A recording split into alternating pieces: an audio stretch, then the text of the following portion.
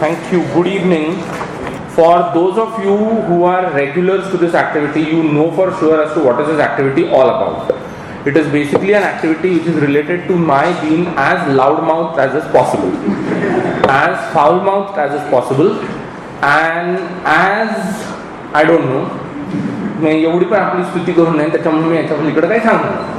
But this is the basic nature of this activity which is going to happen every Friday starting off from now for the next 3 months. For this term I stopped in September. So September so last Friday as well, that's the time when we would stop for this term.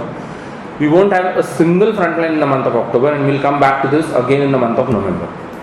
And for the second term, as I said, we start off in November and maybe sometime in the middle of April is when I'll drop off.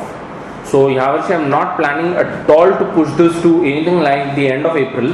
So sometime in the middle of April itself, I'll let you know of it. So we are possibly going to have 1 or 2 frontlines in April and that's the end of the story. Okay? And that is enough for me for all of this. Ata, there are 2 to 3 basic things which I need to be making a point about before I get started, especially for people who are new, who don't know anything about this activity.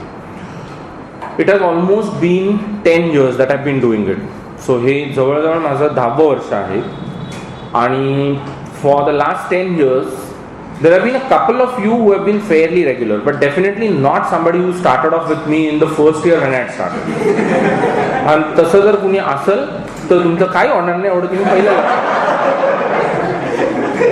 बाकीच्यांनी पण ते लक्षात ठेवणं गरजेचं आहे, पण I'll come back to it at some other point of time. So nobody has that sort of an experience. You started off 10 years before when you started और गए 10 साल से हम आपको सुन रहे हैं. हाँ, जो लोग से फॉर एग्जाम्पल गए 2 साल से सुन रहे हैं, 3 साल से सुन रहे हैं, ऐसा हो सकता है and that's quite possible, very very eminent, कि you would be hearing quite a number of things time and again which I have already said about. आणि ते त्या अर्थाने रेप्युटेशन असणार आहे and I can't help it. Okay, mug certain things don't change. Being South Asians, where we have this deep sense of timelessness, so certain things are not supposed to change. तो तसा असल्या कारणाने काही गोष्टी बदलणार नाहीये. I can't help it. This is a weekly activity which we started 10 years ago with the idea that there's something called as a Frontline, which is published by the Hindu group of newspapers. This is how it looks like. Okay, हा माझ्याकडे जरा जुना आहे. नवीन जो आलेला आहे तो online आहे. So I don't have the latest one. This is the last one which I have and on which I plan to do something as of now. आणि this is published once in 15 days. So तो दर 15 दिवसामध्ये एकदा येतो.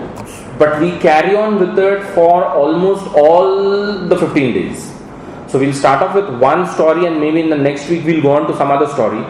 And in the interim, if there is something else that crops up which has got nothing to do with the Frontline and has not been published in this, we would again be talking about that. So कोई भी अगर ऐसा मसला है कि जो बीच में आया है पर जो Frontline में publish नहीं हुआ, तो we would definitely be talking about it. I'll be talking in 3 different languages: Hindi, English and Marathi, and I keep on switching as far as these 3 different languages are concerned. Because that's the only one way by which I can communicate. त्याच्यामुळे हा प्रश्न एकदमच घेऊ नये की पण तुमची भाषा कुठली आहे, तर माझी भाषा कुठलीच नाही. ओके, आणि मी कुठल्याही साहित्य संमेलनाचा कधीच अध्यक्ष होणार नसल्या कारणाने मला हा प्रॉब्लेमच नाही की माझी भाषा काय. So I hope you get used to this activity. I'm going to keep on speaking in 3 different languages at one and the same time. Okay, A, B. Frontline, as most of you might be knowing and as most of you might have had gone through it, if not the Frontline, at least the Hindu, you would know for sure that it's something that is called as a leftist publication. And Frontline वाचावा is an old sort of an idea which has always been there as far as people who are preparing for the civil services is concerned. So एक बहुत पुराना किस्म का idea है कि अगर आप civil services के लिए प्रिपेयर कर रहे हो तो रेगुलर बेसिस पे आपको हिंदू पढ़ना है और इरेगुलर बेसिस पे जब वो आता है तब आपको फ्रंटलाइन पढ़ना है. तसा तो चांगला आहे, मी तसा त्याचा काही प्रॉब्लेम नाही, पण you have got to be very clear when you are reading it, it's a leftist publication. And since 1991, the pattern of the economy that we are living with is a completely different pattern of economy, polity and society. So for most of you who are eager as far as the civil service is concerned, you have got to administer a certain sort of a reality check when it comes to reading the Frontline and when it comes to listening to it. Okay, so at times you will have to be very clear about this in your mind, something that I am going to take double care at my end to see to it that my personal politics and what happens with this are two separate matters altogether, and they should never be confused and confounded in one single capsule. So त्याची होता होई तो मी माझ्या बाजूनी काळजी घेणार, पण त्याची तुम्हाला माझ्यापेक्षा जास्त काळजी असणं गरजेचं आहे, कारण तुम्हाला परीक्षा लिहायची, मला नाही. येते लक्षात की what you are essentially reading is a extremely leftist publication. It has its own sort of idea. Now there might be people who might have a very fundamental question in terms of left and right exactly काय असतं. So they is something that we will subsequently, as it becomes clearer, keep on talking about it and come to some sort of a reasonable understanding about it. Is that clear? I normally carry on for something like 1.5 hour to 2 hours, after which I sort of give up. कारण त्याला मी मगाशीच म्हटलं की माझी आजची अवस्था ते Vikram मेहताच्या story मधल्या विक्रम सारखी आहे की आता मी परत स्मशानात येऊन परत भूत उचलून फिरण्याचा धंदा सुरू झालेला आहे. त्याच्यामुळे for me this is sort of an activity which keeps on happening in a certain sort of a circularity. So I'm going to give up after some time and I'm going to open it up for all manner of discussions and all manner of issues at your end in terms of तुमको क्या लगता है, तुम्हारा उसके बारे में क्या कहना है, तुम्हाला त्याच्याबद्दल काय विचारायचं आहे. Not that I can answer every single question. Okay, माझं नाव काय नरेंद्र मोदी ना, त्यामुळे मला सगळ्या प्रश्नांची उत्तरं देता येत नाही. तो तर आता पुस्तक पण लिहिणार आहे की तुम्हाला पडलेल्या सगळ्या प्रश्नांची उत्तरं तुम्हाला सापडली कशी पाहिजे. तो माझी काय तशी अवस्था नाही आणि मी तसले कुठलेही क्लेम्स करत नाही. त्याच्यामुळे this is like a sort of activity in which we try to find things. Okay, आणि बाकी निंदा नालस्ती तुम्ही माझी ऐकली असेल, त्याच्यामुळे without any further ado I get into this. Okay, now for this one हे मी घेऊन जातो, आय गो थ्रू दिस आणि लेट मी सी कि इसका क्या किया जा सकता है. At some subsequent point of time I address this. Is that all right? So I keep this with मी.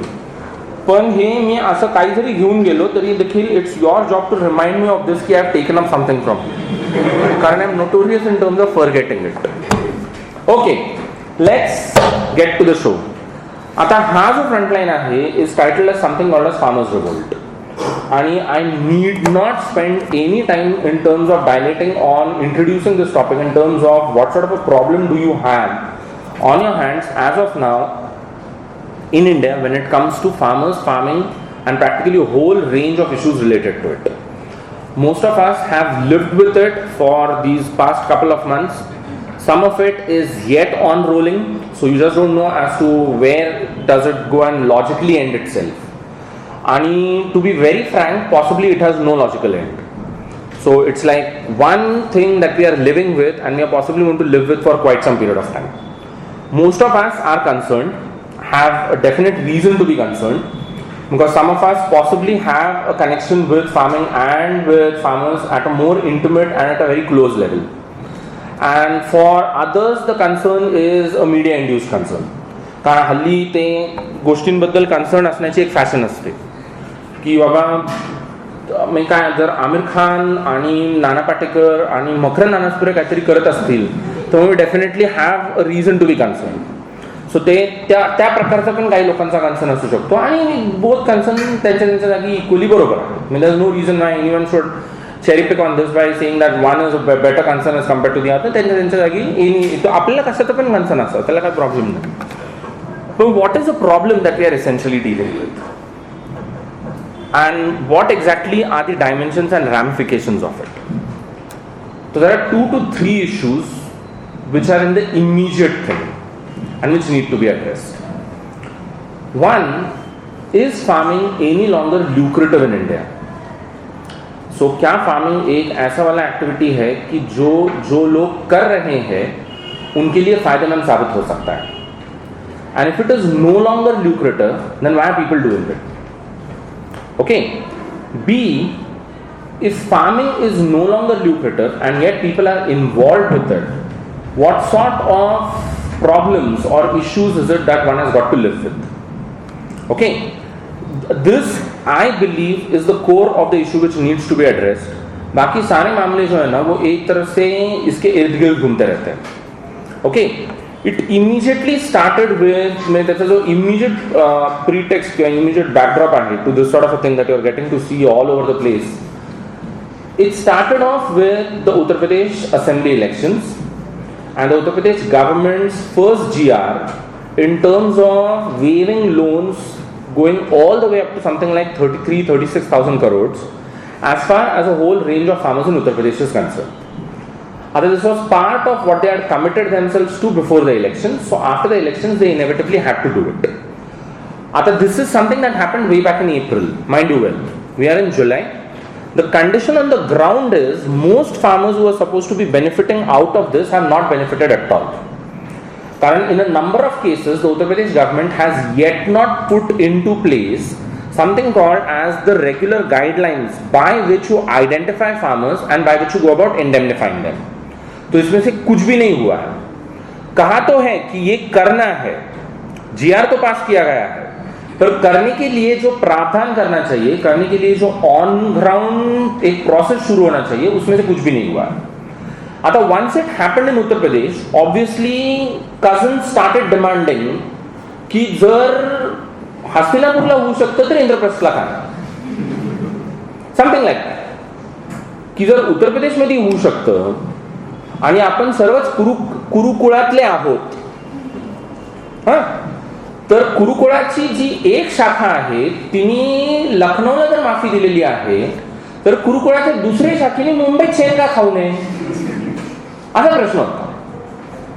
म्हणजे कुरुकुळ फेमस आहे याच्यासाठी की कुठं का असो कुरुकुळातल्या सगळ्या लोकांनी शेण खायचं, तो त्यांनी तिकडं खाल्लं तर आपण का खाऊ नये. So as pressure kept on building up, it became impossible for them to go about finding reasons ki why should this not happen. And then along the way you had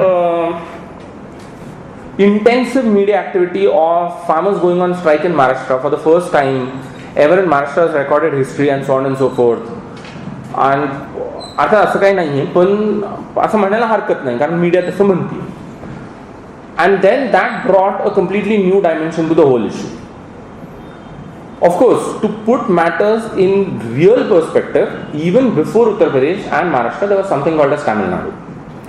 की ज्यांच्या केसमध्ये both the southwest and the northeast monsoon both failed as far as the monsoons of 2017 are concerned. 2016-17 are concerned. दोन्ही पावसाळे त्यांच्यामध्ये via गेलेले. Tamil Nadu even now has a monsoon problem, and looking at the scenario and the forecast, it seems 2017 is going to be a repeat of 2016. For the first farmers to go out and start protesting were the Tamil Nadu farmers, demanding that something be done about this. The Tamil Nadu government comes up with its own package. The Tamil Nadu High Court instructs the government to increase the money as far as the package is concerned.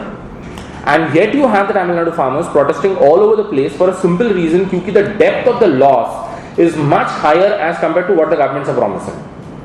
Okay, so we have multiple sort of crises which are converging as far as this whole issue is concerned. जवळजवळ 25 ते 27 वर्ष झालेले की they are living in what is called as an open and free economy, की जिसका center is something that is known as market based transactions, आणि ज्याच्या केसमध्ये everything should happen in accordance with the market. आणि yet funnily enough, as far as agriculture is concerned, you yet have one exercise which is conducted with great punctuality every year, which is called as the government declaring the MSP for a whole range of crops. So if you are living in a market economy, there is no reason why the state should decide as to what should the pricing of crops be. एक market economy में ऐसा नहीं होता है. म्हणजे अमेरिकेमध्ये American सरकार कुठल्याही प्रॉडक्टची एमएसपी डिक्लेअर करत नाही. जगातली कुठलीही सरकार हा धंदा करत नाही, which is done by the Indian government, की दरवर्षी रितसर दोन्ही हंगाम खरीफ आणि रब्बी यांच्यामध्ये you go about declaring before the actual sowing takes place or is supposed to take place what is called as a MSP for a select group of crops. The union government declares an MSP for something like 24 crops spanning both the seasons, but has the facility to go about conducting market operations only in 8 of them. So union government declare MSP 24 crops का करती है, पर अगर आपने, simple चीज है ना, अगर मैं कहूं कि इस क्रॉप का जो प्राइस है ये होना चाहिए, तर त्याचं एक लॉजिकल आउटकम असं पण असतं की you should also conduct a market operation in it. You just can declare the price and get away from it ना. अगर आपने प्राइस डिक्लेयर किया है और अगर जिसको इसको बेचना है उसको ये प्राइस नहीं मिलने वाला है, then there has to be a default mechanism which is going to deliver the price. So the default mechanism is the state that operates through what are known as the agricultural producing marketing committees throughout the country.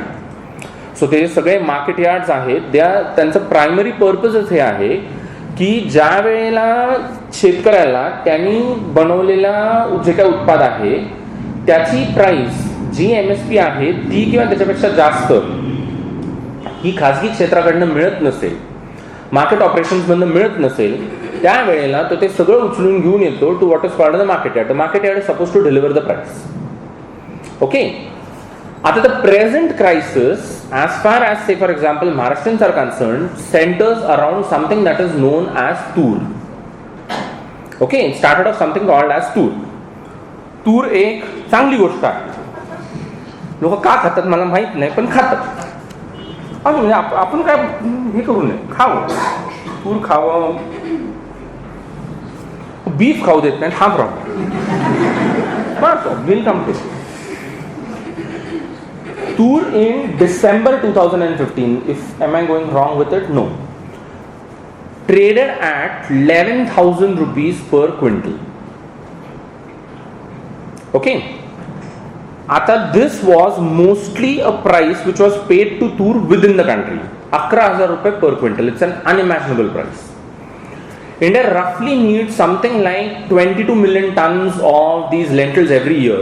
सकाळच्या काही दाल दलहन जिसको कहते हैं हिंदी में, तो you need 22 million tons of it approximately every year. The total Indian production of it hardly crosses something like 15 to 16 million tons. So the balance of something like 7 to 8 million tons is what is imported in the country. Okay. अब ये दिसंबर में हो जाने के बाद, I don't know, आदरणीय पंतप्रधान Modi, which is a joke, a man is a joke, did something very funny. Of course, if he is a joke, he is supposed to do something funny.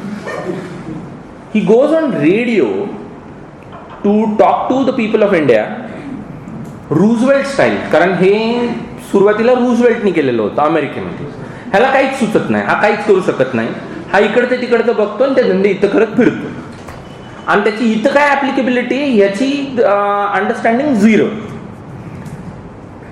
तो लोकांना सांगून आला की तुम्ही तूर लावा. लोकांनी तूर लावा. गंमत इतकी भारी गेली, दिसंबर 2016 में यूनियन ऑफ इंडिया ने approximately 3.3 lakh ton of tur import किया from Burma. Before this crisis went out of hand. So on one hand you have told your farmers की तुम्ही तूर लावा, पण आपल्याला माहिती आहे आपण 12 वर्ष गुजरातचे मुख्यमंत्री होतो, लोकांना सांगितलं नाही, लोक काही करत नाही. मग आपण उपद्व्याप काय केला की येणाऱ्या सीझन मध्ये त्याची कमतरता भासू नये आणि the opposition shouldn't get a reason to talk about you. You did a fallback option of importing toor in the country without taking into consideration कि net sown area कितना है. और बाद में जैसे पता चला कि Maharashtra has recorded an absolutely unbeatable and unbelievable record as far as तूर का production is concerned.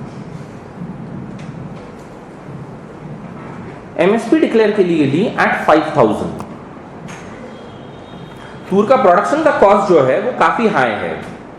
Maharashtrian farmers are actually paying something like 38% more as compared to 2010 when they were cultivating the same thing. And as of now, while I am talking to you, Toor is trading in Maharashtra as far as these market yards are concerned at the price of 3,800 rupees per quintal. So from 11,000 rupees per quintal in December 2015, as of now, that is June, July 2017, it is trading at something like 3,800 rupees per quintal. आणि या सगळ्याला जर काही कारण असेल तर त्याला मन की बात असं म्हणतात. पण given the sort of wimpish republic that we have now turned out to be, we have A, stopped identifying real reasons, B, stopped articulating them. तुला काय गरज होती जाऊन सांगायची हे? त्यांचं ते बघून घेतील, ते तूर लावतील, मूग लावतील, नाही तर शेंगा लावतील, जे येईल ते तू खा ना. तर सांगून आला, त्यांना खरं वाटलं. Are you getting it? Fundamental issue क्या है? 25 years ago you opened up the market. What is the state doing in terms of declaring MSPs? This is what is called as the state interfering in market operations, trying to seek brownie points with its own cheap populism, creating trouble at practically every end of this cycle. आपने इसको open up कर दिया ना, so let them decide ना उनको क्या करना है. तुला सांगतो कशाला काय करायचंय बरं. तुला एक तर तुला कशातलंच काही कळत नाही, शाळेतच गेलेलं नाही, तुला कशातलं काही कळत नाही, ग बसा ते दिलं सोडून. मनमोहन सिंगच्या काळात असं कधी झालं का? आणि तो गप बसायचा, तो काही बोलायचं नाही, तूर लावा तूर. The state intervenes, you want to get this. But the state's lovely idea is intervention is required. आता intervention is required for a simple reason. A, most of you might be knowing this because I'm taking this for granted since you're preparing for your civil services. 50% of India's total workforce works in agriculture and allied activities.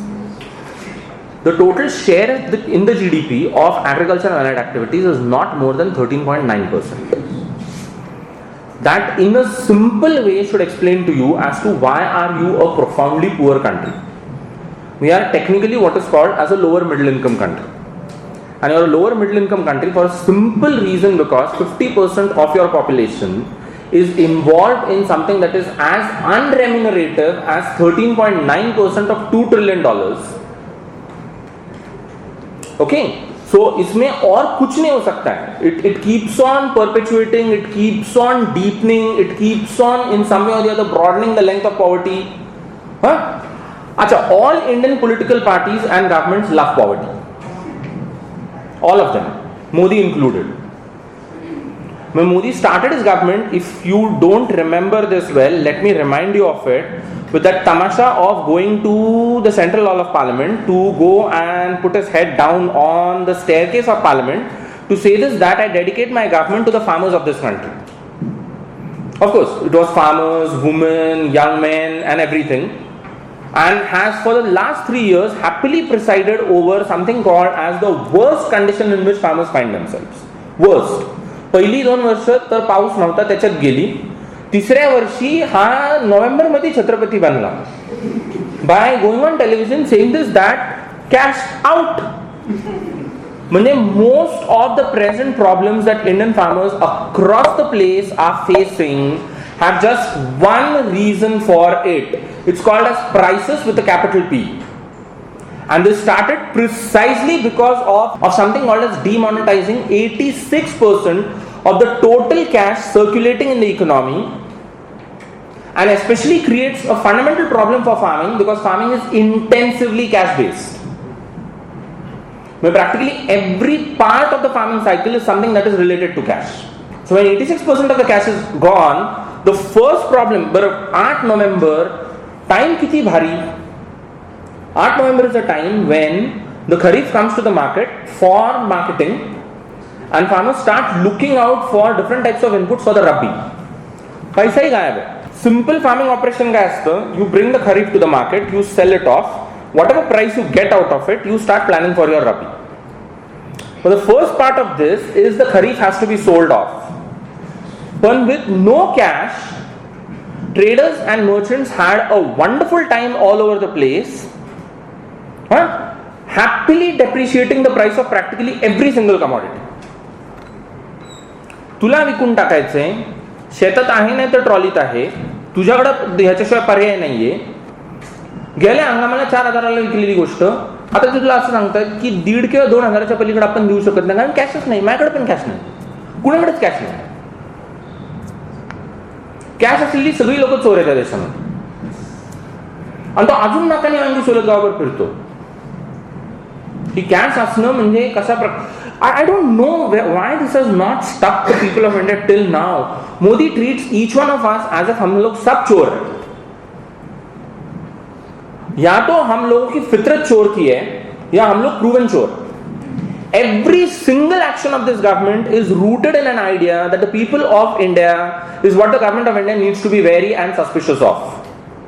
हम लोग सब चोर है. We can't be trusted with anything. तुम्ही हॉटेलात गेले, तुमची बिलं ही ऑडिट झाली पाहिजे, कारण तो तुम्हाला काय देणार तुम्ही त्याला काय देणार ह्याच्यावरती भरोसाच ठेवता येत नाही. He is ruling 1.3 billion people with zilch, zero trust in them. It is the most brilliant moment in the history of this republic. Most brilliant. Here is the Prime Minister who for the first time does not believe the people of India to ever do the right thing. Ever. 70 वर्ष हवा खातच आम्ही मोठे झालो. You imagine what sort of condition you all have been left in. Price जो depreciate हुआ नवंबर दिसंबर 2016 में आज तक रिकवर नहीं हुआ है. सो आणि सगळीकडं 2016-17 was a better monsoon year. So without anything being done, you had a certain sort of a bump as far as all categories of agricultural production are concerned. But surprisingly enough, because of this artificial scarcity of cash created by the government of India, you consequently had a depreciation all the prices of all commodities. Nothing has recovered. Nothing. एक चीज भी recover नहीं हुआ है. And for those of you who were there when demonetization happened, I had said it in so many words that cash is not cash. That cash is a sign of a transaction. That cash is a sign of the trust that underpins that transaction. So what disappeared in November 2016 is not cash. The trust that underpins transactions is gone. And that sort of thing doesn't recover fast. उसको बहुत वक्त लगता है वापस आने में, बहुत ज्यादा वक्त. तो आज ये तीसरा मौसम चल रहा है where you are facing the same problem again. You suddenly have, to some extent, small traders are not wrong when they have a point in this that we really are not in a position to go about supporting things at this MSP. It's some big major traders who are at fault and who are responsible for seeing to the prices of practically every single commodity go down. May eka bazula you have a situation wherein we'll just put in some figures. It's time to put in some figures. You have 145 million land holdings in India. Okay, I get all my data from something called as the NSSO. So this comes from the NSSO of 2011-2014. ये इनके the National Sample Survey Organization जो है, जो government of India का खुद का official body है which takes care of all these figures. This is where I've sourced my data from. Okay, so you can safely rely on it. So there's no problem with that. 145 million land holdings in India. Approximately 130 million farmers who are involved in something called as farming. 175 million hectares of cultivated land. So the total area of the country, 175 million hectares, that is 17.5 koti hectares, is what is given to something called as agriculture and allied activities. Okay, 40% of which is irrigated. To be more clear, the figure is 46.5%, but that hardly makes a difference. So 175 million hectares में से खाली 46% of the total land is what has a provision for irrigation. 60% of this agriculture is completely rain fed. It's dependent on the rains. बारिश हुआ काम हुआ, बारिश नहीं हुआ कुछ नहीं हुआ. अच्छा, वो जो 60% एग्रीकल्चर है वो टोटल आपका जो एग्रीकल्चर प्रोडक्शन है उसमें से 45% कंट्रीब्यूट करता है. So 45% of total agricultural production comes out of this 60% rain-fed cultivable area. Okay, so you are essentially talking of something that is extremely, जिसको क्या बोलते हैं ना, ऐसा dicey किस्म का situation है. We have 90 million households throughout the country who have said that in 2011 as well as in NSO 2014 that our major source of income is agriculture. 90 million households, and the total number of farmers is 130 million. Okay, आता हे unbelievable आहे for all practical reasons, and I'll very soon come to all of them. 86.4% of the total land that is held of this 175 million hectares that I am talking of is held in plots which are as small as 2 hectares or less than that. So average land holding, ये जो 130 million farmers है, इनका average land holding 86.4% लोगों का जो है वो 2 hectares या उससे कम की जमीन है. 2 hectares or less than that is extremely worrisome in terms of the fact that it's going to be input intensive. So ज्याला तुमच्याकडे 2 हेक्टर किंवा त्याच्यापेक्षा कमीची जमीन असते त्याला तुम्ही त्याच्या इनपुट्सवरती जो खर्च करता that is going to be phenomenal. And as compared to that, if at the output end you have Modi with 86% of the cash gone, मग तो तुम्हारे पास कोई ऑप्शन नहीं है, कुछ भी नहीं कर सकते हो आप. The first time the government of India started maintaining figures for farmers committing suicide was when India committed itself to the World Trade Organization in 1995. Between 1995 to 2015, for which we have the last figures, there are a total number of approximately 300,000 farmers who have committed suicide. आता mind you well की हा 300,000 चा आकडा जो आहे हा government of इंडियाचा आकडा आहे. The actual figure as far as farmer organisations, different types of NGOs working in the farm sector are concerned is much higher than this. So approximately you'll have to multiply it either by a factor of something like 8 to 10 to come to the actual figure. So it's a much higher number. हा 3 लाखचा जो आकडा आहे 300,000चा हा government of इंडियाचा आकडा आहे की ज्याच्यामध्ये ज्यावेळेला you acknowledge that a farmer has died, you will also have to pay compensation to it. So given the fact that you need to pay compensation, interestingly ह्या 300,000 मध्ये there are hardly any woman. Whereas what everyone knows who knows farming in India, it's as of now a woman intensive activity. There's a heavy participation as far as women are concerned in practically every section of the farm. आणि तरी देखील this figure does not at all reveal, for the matter of fact, if you go in for a gender split of it, you would be surprised कि there are it almost converges towards zero when it comes to women who are recorded as farmers who are died. आणि त्यांची अट अशी आहे की मेलेला माणूस हा शेतकरी म्हणून गृहीत धरला जाणार ज्याला तुम्ही कागदपत्र पेश करणार हे सांगणार की जमीन त्याच्या नावाची आहे.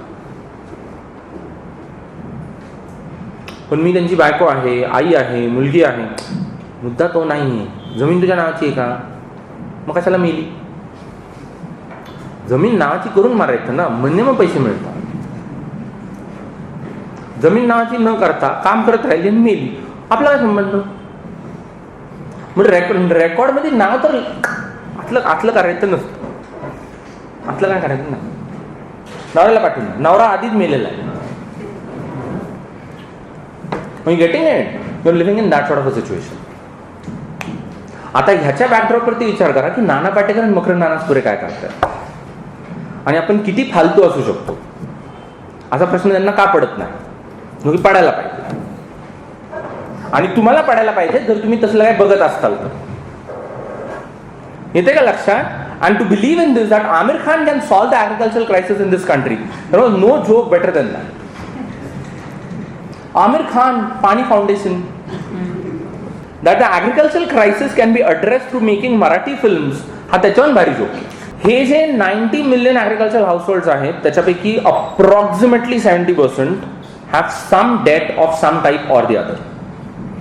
महाराष्ट्रामध्ये टोटल इंडेटेड फार्मर्स का 52% डेट ये पब्लिक सेक्टर बैंक्स का डेट है, 32% ये कोऑपरेटिव बैंक्स का डेट है and 12% is the debt that they have contracted with something called as private banks. Okay, so in practically every situation the debt that they have contracted from public sector banks is heavy as compared to debt contracted from private sector banks. For a simple reason, because private sector banks hardly have any responsibility as far as priority sector lending is concerned. जबकि priority sector lending is the defining characteristic of a public sector bank. And hence all bankers across the country will tell you that हे असं आपण जर loan waste करत राहिलो फार मोठा crisis निर्माण होतो.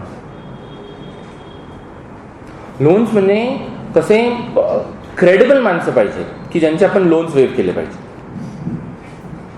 म्हणजे यांचं नाव मुकेश अंबानी असलं पाहिजे, गेला बाजार विजय माल्या असलं पाहिजे, की ज्यांनी खूप कोशिश केली ह्या अर्थकारणाला सूर्यचंद्रापर्यंत घेऊन जाण्याची, फसले त्यांची लोन्स आपण वेव केली पाहिजे. हा शेतकरी काय उपयोग नाही, pointless. Credible, credit worthy and credible people. So let's waive loans of people like that. For anybody who believes that we can take on China, you should answer a question as to when is Vijay Mallya going to appear in this country. China अपन थोड़े नंतर बघू. Vijay Mallya with 10,000 crore का date जो है ना to different banks in India, वो कब आने वाला है ये पहले मोदी से पूछो. I don't know. I just don't know. अच्छा, क्युम्युलेटिव्ह लोन वेवर. जर आत्ताचे सगळे लोन्स तुम्ही एकत्र केले as far as farming is concerned and if you decide that something has to be done about it, it runs into 3.1 trillion rupees. When 3.1 trillion about a population which is 50% of 1.3 billion people.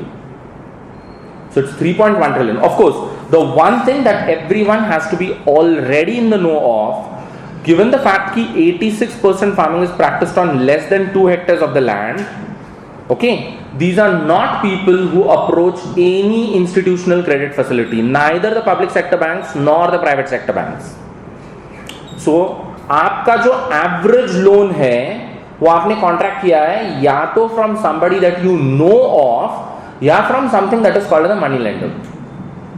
सो ज्या वेळेला government से Maharashtra government gives you 36,000 crore का loan waiver, it is not going to help most of those 86% of less than 2 hectare वाले people because they have not availed of that loan. Are you getting it? So one profound problem which the banks have time and again tried to flag is slightly not wrong in the sense that most of this loan waiver cannot be availed of people who have actually availed loans from parties which are outside the institutional credit structure. So मी जर सावकाराकडनं कर्ज घेतलंय, मी जर नातेवाईकांकडनं कर्ज घेतलंय, तर ते कर्ज सरकार माफ करणार नाहीये. कारण सावकार किंवा सरकार सावकाराला मानत नाही. सरकारच्या लेखी सावकारी अस्तित्वात नाही. आणि नातेवाईकांकडनं कर्ज घेतलं ते तुमचं तुम्ही बघून घ्या, सरकारला त्याच्याशी काही घेणं देणं नाही. सो अशा केसमध्ये the most fundamental question which the banks are raising, how does it actually benefit the farmer. अच्छा, you have able studies which are being conducted. इंडिया's first major loan waiver was on the verge of the economic reforms in 1990 when the VP Singh government went in for a 10,000 crore ka loan waiver. That was India's first known major loan waiver, जो 1990 में हुआ. Okay, उसके बाद जो सबसे बड़ा हादसा हुआ वो 2008 में हुआ when the Manmohan Singh government went on excusing these loans. सांगताना तो आकडा काँग्रेसवाले सगळ्या दुनियेला जाऊन सांगतात की तो 70,000 कोटीच्या आसपासचा आहे, तो ऍक्च्युअली 52,000 कोटीच्या पलीकडे जात नाही. त्याच्यामुळे ते लोन वेवर 52,000 कोटीच्या पलीकडे गेलेलं नाही आणि ते ऑल इंडिया 52,000 कोटी होतं. हे आत्ताचं जे आहे ते Uttar Pradesh is going to be 33,000 crore, Maharashtra is going to be 30,000 crore. वो इस स्टाइल का है. So essentially talking of loan waivers, अब the fundamental problem with most of these waivers is for farmers who have been regularly paying up their loans, it creates one fundamental crisis की जर सरकार हे regularly वेवच करत राहणार असेल तर आपण पैसे देतोय कशाला बँकेला परत. थोड्या वेळ वाट बघून घ्यावी, पुढच्या मोर्चात सहभागी व्हावं, मिळून जाईल आपल्याला पण मिळून जाईल. No point. ओके, पण of course there are no studies to prove की how many farmers are actually contracting those many number of loans. The second point which has been time and again argued, 10,000 कोटी in 1990 to 52,000 crore in 2008, farmer suicides have not stopped. म्हणजे हा जो 3 लाख आत्महत्यांचा आकडा आहे ना, किंवा 3 लाखापेक्षा जास्त आत्महत्यांचा हा आकडा आणि तुमचा waiver moving from 10,000 crore to the present figure of 3.1 trillion rupees, it has not stopped anything. Farmers committing suicide is a relentless activity irrespective. So it seems that the phenomenon of farmers committing suicide is sort of neutral to loan waivers. तो आप loan wave करो या ना करो, ये जो संख्या है ये दिन ब दिन बढ़ते रहती है.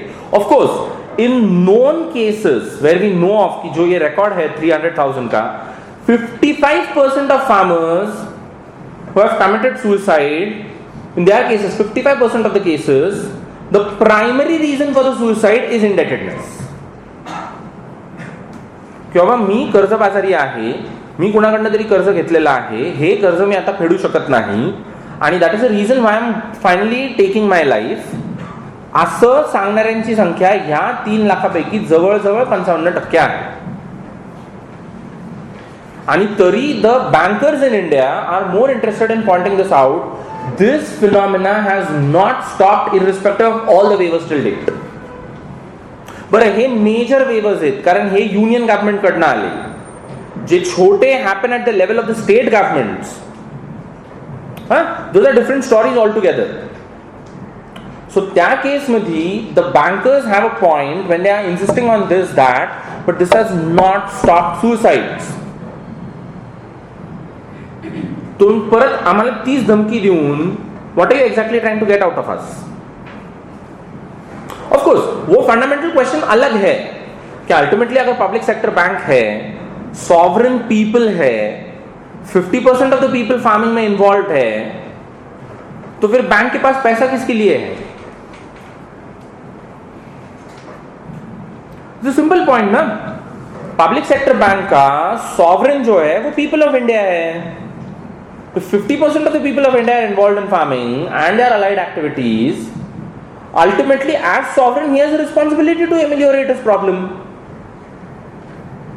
So if he dips into it to say that now I excuse my loans, I see no problem. There's morally, technically speaking, there is no moral problem in this. No, absolutely no moral problem. पण the crisis continues की हे झाल्याच्या नंतर देखील हे जे तुम्ही परत 3.1 trillion excuse केले ना, उसके बाद भी तुम्हारा प्रॉब्लम परसिस्ट होने वाला है. तुमचा प्रॉब्लेम त्याच्यानंतर पण सुटणार नाहीये. आणि तुमचा problem fundamentally is a problem of a country whose markets are open for agricultural commodities from across the world. A country whose 50% of the population is working on farm sizes as low as 2 hectares and less. A country whose farmers on account of that farm size need to put in more as far as input is concerned. And given the fact it's an open economy inviting agricultural produce from across the world, the output prices are permanently going to stay ekdam suppressed. There was something interesting that happened as far as I don't know if anybody has told you about this or not. What you have always got to remember is farming in India now moves largely in tandem with prices of farm commodities outside India. अब ये वो वाला phenomena नहीं रहा कि जिसमें आपने MSP declare किया, चला सगळेजण दिवाळी साजरी करायला जाऊ, की जे 1990च्या पूर्वी घडू शकायचं. You are now an open economy. तो उस वाली सिचुएशन में आपके फार्म प्राइसेस जो है are going to move in tandem with farm prices from across the world. When if I'm a trader and I've got to buy something like, say for example, onions or pulses from you, I've got to take this factor into consideration कि मेरा cousin जो importer है, वो अगर Brazil से कुछ उठा के लेके आ सकता है, जिसका price is going to be 1,000 to 2,000 rupees less than what I need to pay this fellow, why the hell am I taking the trouble of paying him? माझा चुलत भाऊ इम्पोर्टर आहे, तो ब्राझील वरनं तूर घेऊन येतोय, ती त्याला 2,500 क्विंटल पडलीये, मी याला 5,000 कशाला देऊ?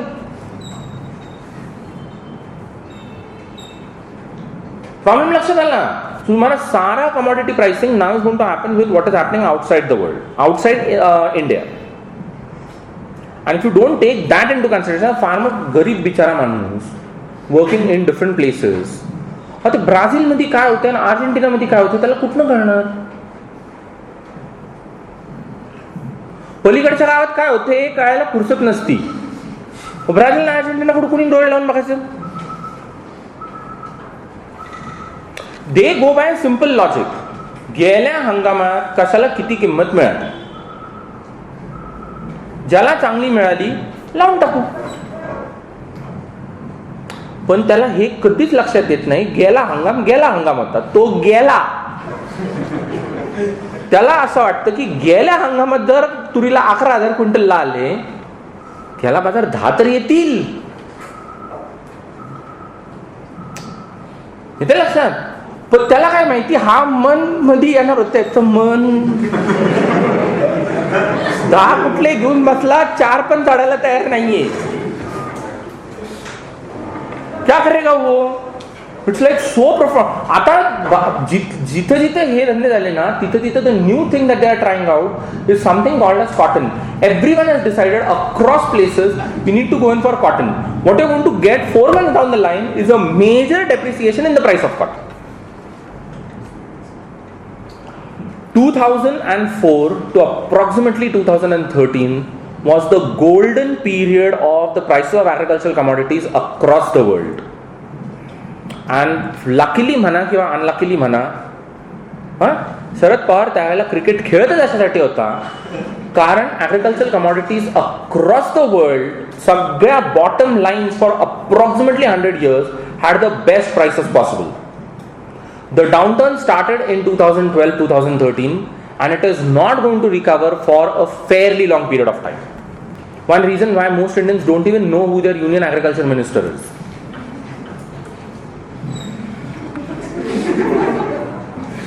काय माहिती?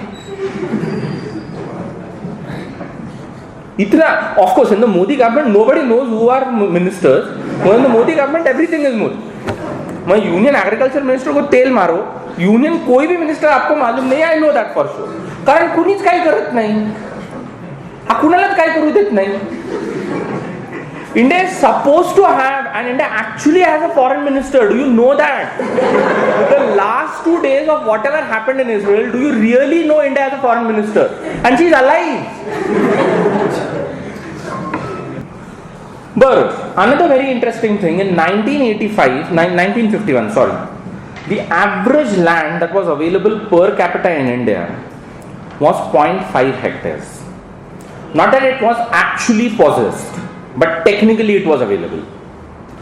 The land availability now in 2011 has dropped to as low as 0.15 hectares. So agriculture का एक fundamental problem ये है, until and unless you don't think in those terms, because people have now also started thinking in those terms, कि it works with 2 finite resources. One is land and water. The second is water. Hey resources to a large extent finite असतात. Okay. India is, in terms of the land occupied, the total land occupied by the Republic of India is just 2% of the total land area of the world.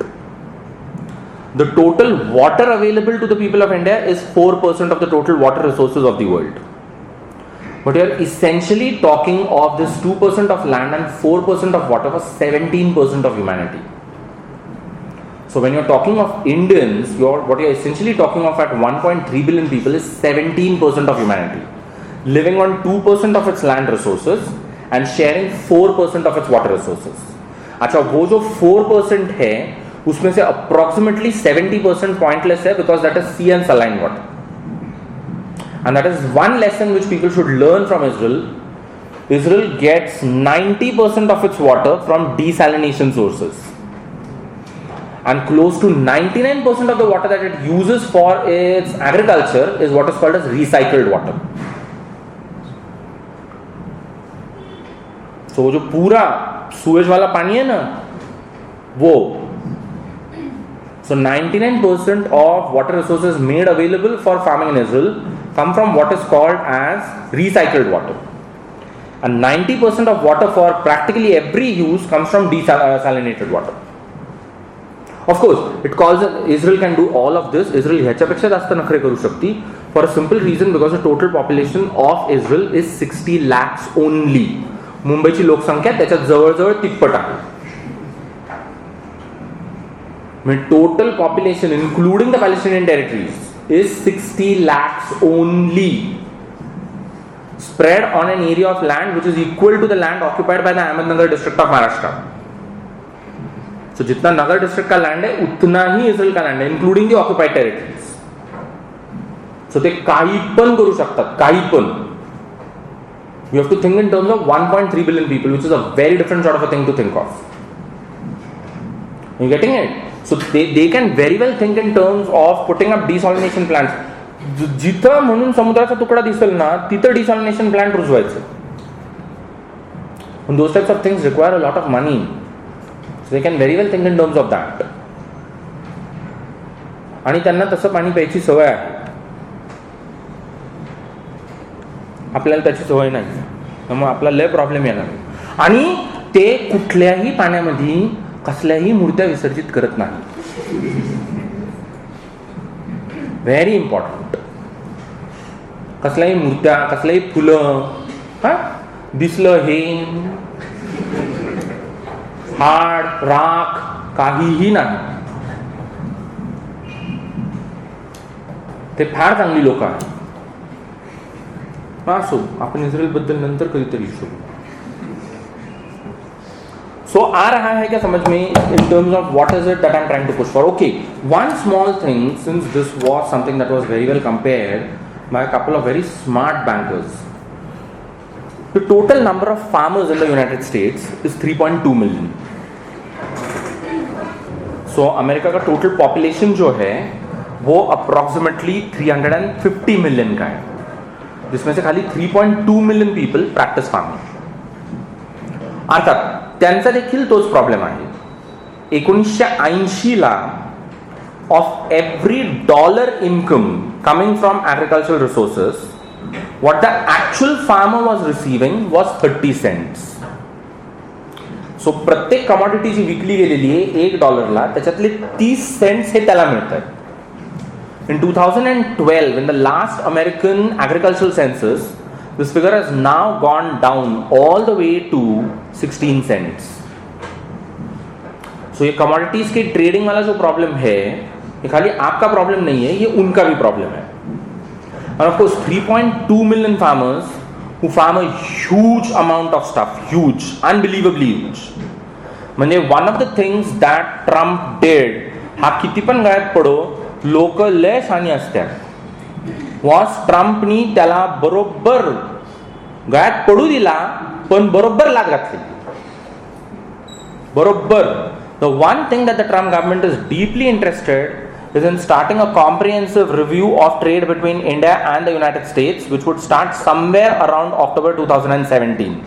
And Trump ने इतने लफ्जों में उसको सुनाया है, India has a $30 billion का trade surplus with the United States. This needs to be addressed on a priority concern.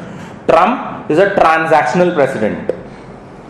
So as far as the Trump White House is concerned, the one term that everyone uses about him is transaction. कारण तो गेला की त्याला काहीही नवलायाने अप्रूप नसतं कुठल्याही गोष्टीचं, की हा त्याच्या बायकोसाठी लाकडाचा सुंदर कोरलेला डबा घेऊन गेला. $30 billion का सरप्लस है.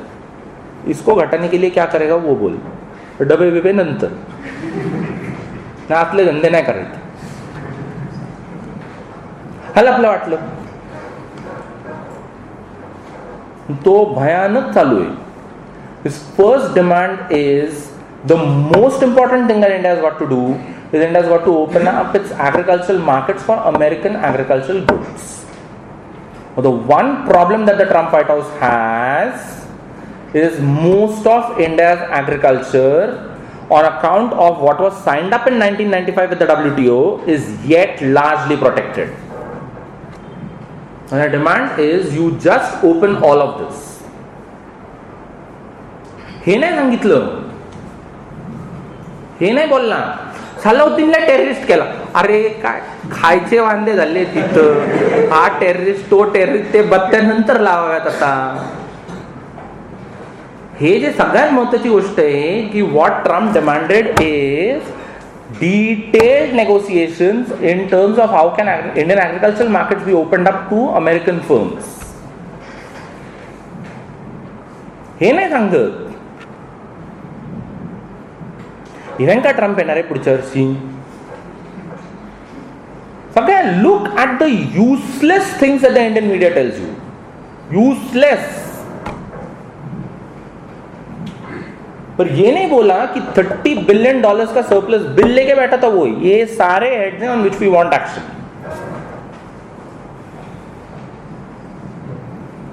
I don't know. They produce a huge amount of commodity, huge. I don't know whether I have figures for this. 31% of all American farm incomes come only out of exports.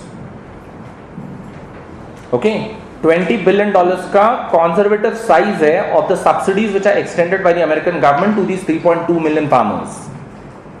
So जो farm subsidy bill है वो $20 billion का है, and this goes to these 3.2 million people. So you can very well imagine कि इनको क्या किस्म के state supports हैं. Despite that, they have this problem of falling incomes.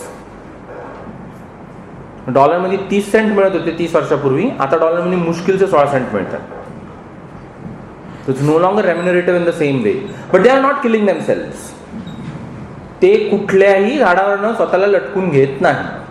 अमेरिकेत कुठलाही शेतकरी जाऊन पेस्टिसाइड पीत नाही, तो काही करत नाही याच्यातलं, कारण त्याला माहिती आहे की त्याचा राष्ट्रपती जाऊन उद्या कुणाला पण धमकू शकतो की उघडून दाखवतो का नाही मला.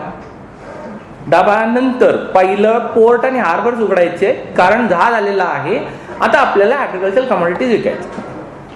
So on one hand, this is not going to get resolved. So even if you go for this waiver, nothing is going to stop, for a simple reason, because we go back to square one. Waivers are required for a simple reason, because in the absence of waivers, the normal credit cycle cannot flow. So अगर मैंने किसी से कर्जा लिया है, मैं उससे फिर से जाके कर्जा नहीं ना ले सकता है, until and unless I don't clear off. But the Maharashtra cut-off date is supposed to be June 2016, whereas what farmers in Maharashtra are demanding is June 2017, which is an extremely justified demand, for a simple reason, because the government of Maharashtra's idea of June 2016 doesn't hold, because it doesn't take into consideration the havoc caused by November 2016. So June 2016 would be the baseline, आणि तिथं we will stop the cut off. That doesn't work. सगळ्यात मोठं नुकसान त्याच्यानंतर झालेलं आहे. So June 2016, the reason my Maharashtra farmers don't want to give it up is simple, because this date is extremely wrong in the first place. वो date June 2017 ही होना चाहिए, because until and unless you don't bring June 2017 on the table, you can't account for what happened in नवंबर 2016. काहीही कारण नव्हतं, सगळं एकदम व्यवस्थित चाललेली गोष्ट. काय त्याला आनंद, तो जाऊन ते भाषण बघा नोव्हेंबर 8चं रात्रीचं. मे the government of India has a list of 8,000 entities that are involved in all manner of activities which are above the law. Instead of raiding them, what the government of India decides is to deprive the entire country of 86% of its cash. कारण उस action में volume है ना, उस action, that action touches everyone. ती 8,000ची action will touch only those 8,000 entities. 86% of the cash will touch every one of you. आठवल का नाही तुम्हाला कशामुळे झालं? When the crisis which it has sort of evolved is what you now have in front of you. Even in year, it's a simple question which needs to be addressed. If in a year where practically every part of the agricultural cycle has worked well, if farmers cannot get good prices, they can't make their incomes, mug exactly कुठल्या वर्षी त्यांनी पैसे मिळवणं अपेक्षित असतं?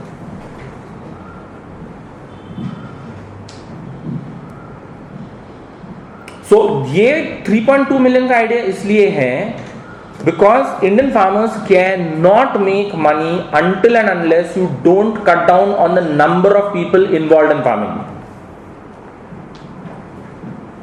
3.2 million people versus 130 million people. Agreed. You have to take that factor into consideration. The United States occupies 17% of the world's total land area. So one reason why they can always हे भारतात हे जे शानी म्हणतात ना आमची पेपरवाली आणि हे सगळे news item वाले, हे इतके शाने आहेत आणि इतकी चालू माणसं आहेत, ते अमेरिकेमध्ये जर 32 लाख लोक एवढं उत्पादन करू शकतील की ज्याच्यामुळे ते स्वतःचं आणि जवळजवळ 31% त्यांचं इन्कम हे एक्सपोर्ट्स मधून येतं, तर आपल्या इथं 13 कोटी लोक शेतीत का काढलेली आहेत? अरे but the United States at no point of time in its history ever faced a population bulge of 17% of humanity. And the United States always was that large country that occupied 17% of the world's land area.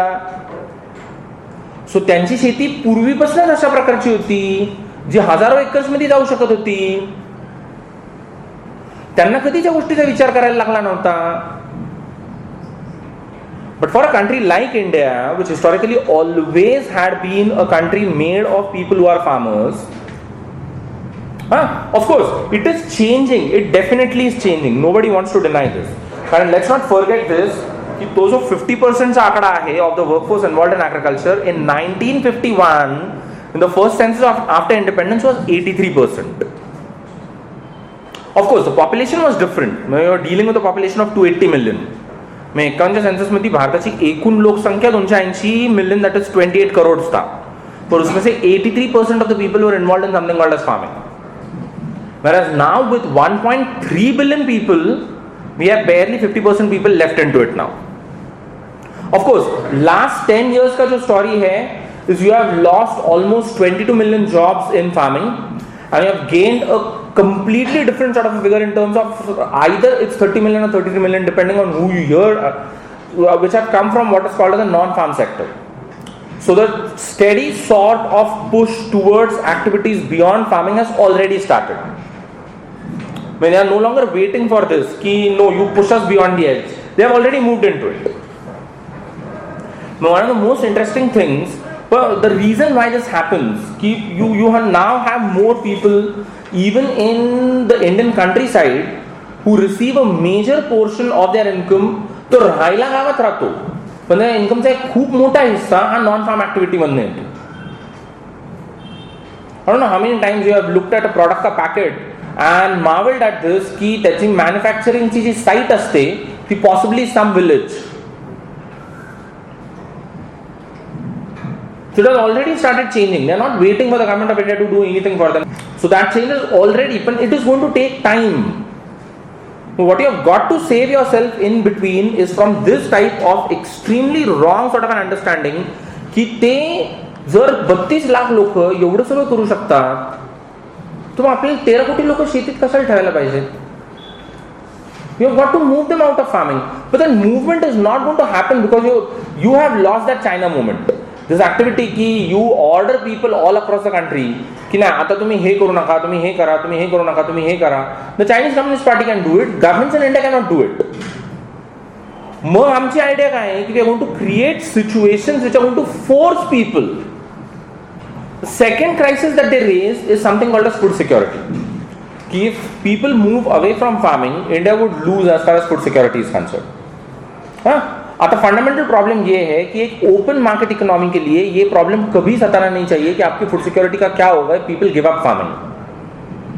म्हणजे तुम्ही जर मुंबई, पुणे, कलकत्ता, दिल्ली असे जर भाग बघितले की याच्यात लोक कुठल्याही प्रकारची शेती करत नाही, पण जिथं जी लोक शेती करतात त्याच्यापेक्षा खूप चांगलं आयुष्य जगतात, खाऊन पिऊन बरी असतात, म्हणजे त्यांचे BMI चांगले असतात, त्यांना कसली रोगराई होत नाही, पण हे लोक शेती नाही करत आहेत ना. मग काय करतात? Half the time they are getting their food products from across India as well as across the world.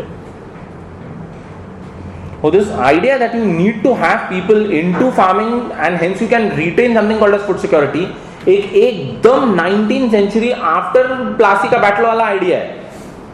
It no longer holds true in this world. It absolutely holds no, उसमें कोई पानी नहीं है. Problem ये है कि farmers can't be forced, can't be pushed out for a simple reason, कारण तुमच्या स्टेटकडे त्या प्रकारची मॉरॅलिटी कमांड करण्याची कुठली मेकॅनिझम नाहीये. You have got to push them into a situation wherein they'll gradually give it up. So you can't push them into this in this arbitrary sort of fashion. 86% cash out. 40% of all manufactured fruits and vegetables, which roughly as of now when I am talking to you is 270 million tons. The last 5 years have been phenomenal in India for a simple reason, because India is now manufacturing more food in the category of what is known as horticultural products as compared to food grains. The food grain wala production stays constant at 250 million tons. It keeps on moving up and down, 250 million, 253 million, 252 million. But the phenomenal story is horticulture, which is at 270 million.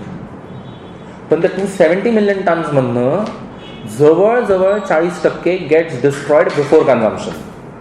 And वो जो 250 million tons वाला food grains का production है, उसमें से it's just 7% that gets destroyed before consumption. So what you have to think in terms of is how can the farmer realize a better price for this 40 million, for this 40% which is getting wasted, for this 40% जो वो बाजार तक लेके ही नहीं जा सकता है, delivery नहीं कर सकता और उसका प्राइस ही वो रियलाइज नहीं कर सकता. And look, interestingly enough, I haven't even mentioned milk,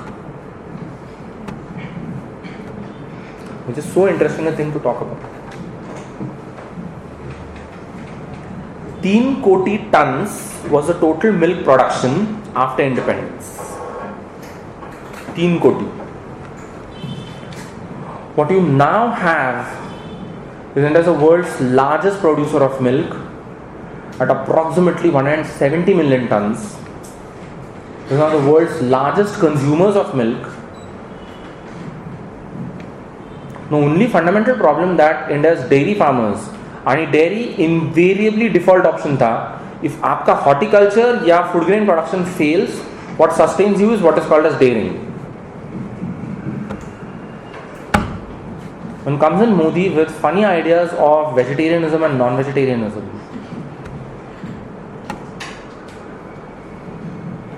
मी 12-13 वर्ष गाय दूध देणार आहे, त्याच्यानंतर ती जगणार आहे, पण त्याच्यानंतर ती माझ्या कामाची नाही, कारण ती मला दूधच देऊ शकत नाही. आणि त्याच्यानंतरच्या कंडिशन मध्ये आजच्या घडीला with the sort of prices which cattle feed has, most importantly वैरण ज्याला म्हणतात, ह्याचे प्राइसेस गेल्या अख्ख्या वर्षभरामध्ये जवळजवळ 3.5 ते 5% वाढलेले आहेत. 150 रुपये लागतात, 150 रुपये दर दिवसाला to feed a cow which no longer gives you milk. जोपर्यंत ती दूध देते आणि ते दूध साधारणपणे 200-300 रुपयापर्यंत दिवसाला जाते, तोपर्यंत शेतकऱ्याला काही प्रॉब्लेम नसतो. पण तिचं दूध देणं बंद झालेलं आहे, 150 रुपये तिचा खर्च आहे, आता ती एक थेंब देणार नाही. का पाळावी त्यांनी? पण कायदा असं म्हणतो. Does the law say this that a car which is no longer giving you the same mileage as it did on your fuel when you first purchased it is what is your responsibility? Car आप बेच सकते हो ना, जब उसका mileage आपको उतना mileage नहीं देता, आप कार बेचते हो या नहीं बेचते हो? क्यों बेचते हो आप कार को? क्योंकि कार आपका कैपिटल एसेट है, आपने आपके पैसे से खरीदा, माइलेज जब तक देता रहा मैंने चलाया, जब माइलेज नहीं दे रहा है मैंने बेच दिया. Why is the cow not similar to that? $12 billion is the total value realized from what is called as the Indian leather industry. If you have religious sentiments which are irrational and stupid, don't expect that people are going to go about respecting them. अंदर एवढीच कुमकुमी असेल ना, ही गाय घेऊन Xavi आणि हिला रोज 150 रुपयाचा चारा खाऊ घाल. सिंपल. 20,000 कोटीची तरतूद भारत सरकारने करणं अपेक्षित आहे. At the most conservative, if these animals which are not giving milk have to be retained on this 150 rupees per day का business, you can't have that sort of stupid thing ना. तर आमच्याकडे शहाणी लोक आहेत जी मला म्हणतात ते ना ॲनिमल बायो एथिक्स बिथिक्स आणि ते कॅटल प्रॉब्लेमॅटिक असतात एन्व्हायरमेंटली. गाई सिरियसली प्रॉब्लेमॅटिक असतात. ते गाय एक रुमिनंट आहे. म्हणजे रुमिनेशनच्या प्रोसेसमध्ये ती दिवसभर काही पण खात बसती. वैरण मिळालं वैरण खाती, वैरण नाही मिळालं प्लास्टिक खाती. गायींना काय कळत नाही. 33 कोटी देत ना, त्याच्यामुळे चालतं सगळं ते मिळेल ते खात राहावं. पण in the process it emits methane which is greenhouse gas. मग हे सगळ्या दुनियेला सांगून येतात, तिथे अमेरिकेला जाऊन सांगून येतात ते ना तुम्ही बीफ खाल्लं नाही पाहिजे, त्यांनी ना मिथेन निर्माण होतो. म्हटलं बरोबर आहे ना, पण जी गाय की त्यांनी खाल्ल्याने मिथेन निर्माण होतो, त्या गाईचं दूध पिल्याने मिथेन निर्माण नाही होते. तुम्ही काय दूध पिता? म्हणजे most countries of the world people do not understand vegetarianism of the Indian variety, wherein people happily indulge in milk and all manner of milk products. तुम्ही भारताच्या बाहेर गेले ना, त्यांना सांगितलं ना व्हेजिटेरियन आहे, त्यांचा सरळ सरळ अर्थ असा असतो की तुम्ही फक्त झाडपाला खाता. मग ते सांगायला लागतं की we are not vegetarians, we are lacto vegetarians. It's a special Indian category. आधी बीफ साठी मिथेन देते, ती दुधासाठी पण मिथेन देते. When you have a lot of Indian tribal communities who do not drink, who never milk the cattle, but the idea is the cattle lactates for her young ones, so they rear the cattle for the leather and the meat but not the milk. ह्याला दुष्काळ तेरावा असं म्हणतात. Already you have a problem. Look how amazingly you complicate it instead of making things easy. But the rules which the government of India has notified for cattle slaughter in terms of ki you cannot sell cattle until and unless you don't certify that you are not going to slaughter it. These rules run foul of the original act related to animal cruelty ki jisme explicitly mentioned that this act doesn't apply to what is called as consuming meat. But they came up with the rules because the Supreme Court asked them to do so. The Supreme Court came up with the judgment because the Supreme Court had a case filed up with it which was related to cattle from India being sold in Nepal for a local festival. The government of India with its rules is trying to define and discipline Nepal's practice of religion. Well, the Nepalese Hindus, after this big festival called as Dashain, which is Dashera, have a second festival around Diwali which is known as, after there's this place called as Gadimai. So there's this Gadimai festival which is celebrated कि ज्याच्यामध्ये the Nepalese sacrifice thousands of cattle. और वो Gadimai जो है उसका जो worship है, veneration का हिस्सा is what is called as cattle sacrifice. अशा देव्या आपल्या इथं पण असतात. म्हणजे ती काय ते चांगलं दिसतं म्हणून तर Durga doesn't stand with that Mahishasur across ना. So Mahishasur is a personification, an anthropological personification of the buffalo, the male buffalo. So ते नेपाळी ते सगळं करतात. पण ह्यांचा व्हेजिटेरियन हिंदुइझम आहे ना, म्हणून यांनी यांच्या साईडला नियम बनवले so that in the next Gadimai festival the Nepalese won't do something called an animal sacrifices. This lovely is what is happening in India. The idea is you discipline the Nepalese practice of their religion. Of course असं होणार नाहीये. नेपाळला तुमच्यापेक्षा मोठा भाऊ आहे, त्याला China असं म्हणतात. तुम्ही नाही ना पाठवलं, ते काय पाठवतात ते बघा आता पुढच्या वर्षी. तुम्हाला नाही माहिती ते. तुम्हाला वाटलं आपण नियम बनवले म्हणजे पुढच्या वर्षी नेपलीज गडिमाई फेस्टिवल कसा एकदम आपण जसं करतो ना, ते आपले जे नवरात्र करतात ना, बैल किंवा ते रेडाबेडा मारायचा नाही, भोपळा मार, मोठा भोपळा आणायचा, भोपळा कापायचा, कोहळा. तो आम्हाला वाटलं आम्ही नेपाळ्यांना पण असंच करायला लावू. तुम्हाला हे माहित नाहीये त्यांना तुमच्यापेक्षा मोठा भाऊ आहे. तुम्ही गेल्या वर्षी त्यांना तेल दिलं नव्हतं, त्यांनी तेलाचे टँकर तिबेटकडनं पाठवलेले. So you thought this year you want to stop them killing buffaloes? You look at the fun now. पण ह्यांच्या बसल्या बसल्या उद्योग किती भारी आहेत ते बघा. You make rules to your act so that their practice of religion changes. मार देवाला खायचं, आपण खायचं काय चांगलं असतं.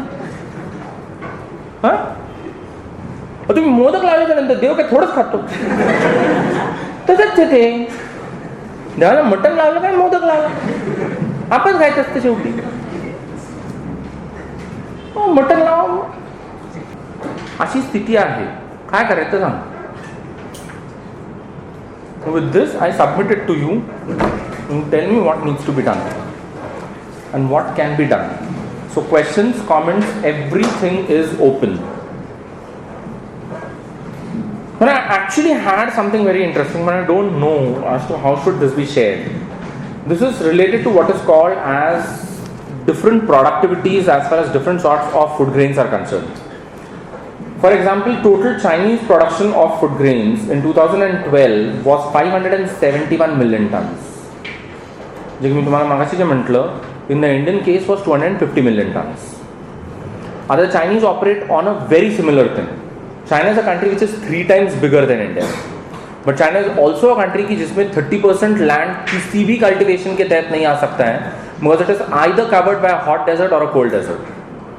So in that sort of situation, they more or less face the same problems that we face. But the only big thing which has happened with the Chinese is they have gone in for a whole range. 1978 चे जे economic reforms होते China चे, they were about what were called as the 4 modernizations. आणि त्यातला सगळ्यात पहिलं modernization was modernization of agriculture. So since 1978, in a very rampant way, what they have kept on doing is year upon year coming up with different sorts of transgenic varieties of food grains, crops, so that you can keep on increasing production. आणि 78% याच्यासाठी planning केलेलं होतं की 2000 मध्ये आपली population 1 billion cross करणार आहे. It crossed almost 10 years before that.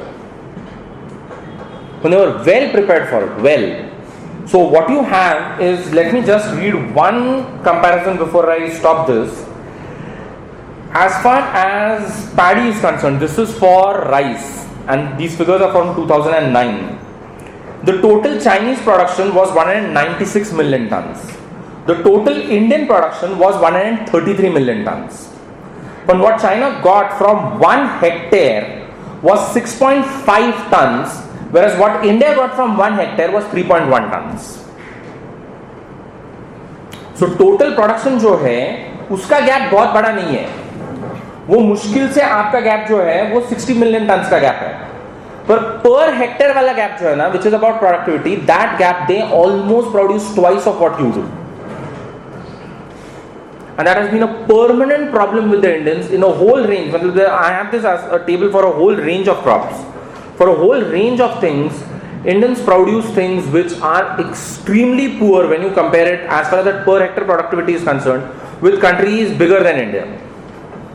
But one of the reasons why they can have a huge population in non-agricultural activities is precisely कारण त्यांचं per hectare productivity खूप high है. And इसको दुरुस्त करने का जो तरीका है is what is called as GM, genetically modified crops. आणि भारतामध्ये ह्याला सगळ्यात जास्त विरोध, सगळ्यात जास्त. The present crisis which we have is about something called as mustard, mori. A huge crisis all over the place. कि no one knows how do you resolve this problem. कि here you have people telling you कि there are benefits out of it. हाँ बरं, genetically modified बाकी सगळं चालतं, सगळं. But India is the last country which should object to genetically modified crops for a simple reason, because most of your food exports are anyway genetically modified. मग तुम्हाला ते McDonald's काय गंमत वाटली? ते ऑलरेडी genetically modified आहे, ते चालतं. But the Indian farmer should not cultivate GM mustard. So I submit this at my end.